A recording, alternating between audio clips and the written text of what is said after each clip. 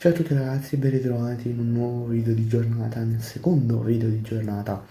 In questo video parleremo dell'infortunio di Milik, ex Napoli, e di Belotti, che è giocatore del Cagliari, attuale giocatore del Cagliari.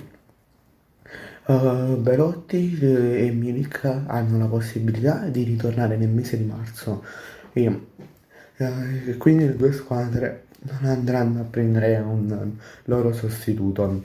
Um, L'allenatore del Cagliari in una recente intervista ha svelato che farà giocare nelle prossime partite um, Borrelli, perché disse nell'intervista pre-partita che deve crescere e deve dimostrare la sua qualità e il suo talento.